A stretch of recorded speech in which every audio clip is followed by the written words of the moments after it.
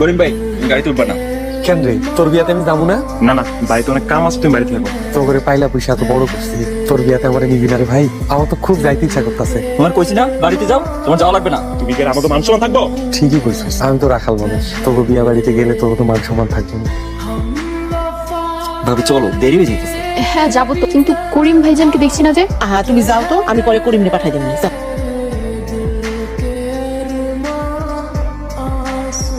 ভাইজান আপনি বিয়েতে গেলেন না কেন? আমি কামলা, রাখাল মানুষ, আমার বিয়াতে যাওয়া না যাওয়া দুইটাই সমান। আর আমার মতো মানুষ বিয়া বাড়িতে বেমানান। আমার মতো মানুষ যদি বরপক্ষ হয়ে যায়, আমার ভাইয়ের মান সম্মান থাকবো? আসমা, নতুন বউরে নিয়ে ঘরে আয়।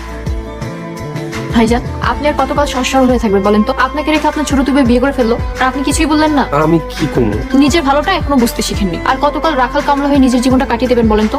আমি ঠিক করেছি আমি করিম ভাইকে বিয়ে করাবো। আচ্ছা আমি বুঝি না, ভাই কি আমার নাকি তোমার? অবশ্যই তোমার ভাই, কিন্তু আমি ওনাকে ভাইয়ের চেয়ে বেশি মানি। আচ্ছা ভাইকে যে বিয়ে দিবে, মেয়ে কোথায় পাবো? কেন? আসমা আছে না, আমি ওনাকে আসমার সাথে বিয়ে করাবো। আসমার সাথে করিম ভাইয়ের বিয়ে দেবে মানে? বিয়ে দিব মানে বিয়ে দিব। বাড়ির কাজের মেয়ে এই বাড়ির বউ হবে? হ্যাঁ হবে। কাজী সাহেব আপনি বিয়ের কাজ শুরু করুন। এই বিয়ে হবে না, তুমি বন্ধ করুন। কাজী সাহেব এই বিয়ে হবে, আপনি বিয়ে করান। বৌমা, এই বিয়ে করানো তুমি কে? আমি এবারই মেজে বউ, আর আমার ভাসুরকে বিয়ে দেওয়ার অধিকার আমার আছে। ভাবি বাড়াবাড়ি হয়ে যাচ্ছে কিন্তু। আমি বাড়াবাড়ি করছি, আর তোমরা যে বড় ভাইকে রেখে বিয়ে করে ফেলেছো সেটা খুব ভালো কাজ হয়েছে, তাই না? তোমাকে আমি দেখে নেব। ছোট বৌমা, জি মা। তুমি কিন্তু আমার পক্ষে থাকবা।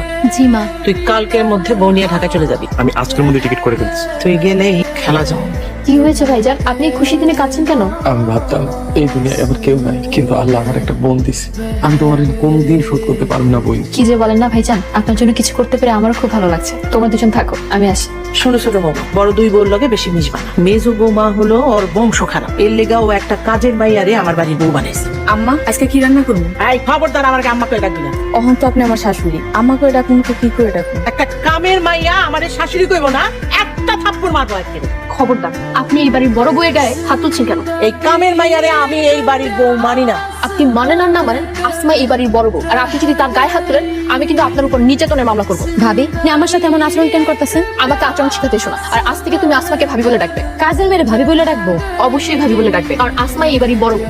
বড় বউ চলে যা, তারপরে ওর লগে হিসাব নিকাশ হইব। শিলা চলো। চলো মানে কোথায় যাবো? কোথায় আবার? ঢাকা যাবো। ভাইজানের কোনো ফয়সালা না করে আমি কোথাও যাচ্ছি না।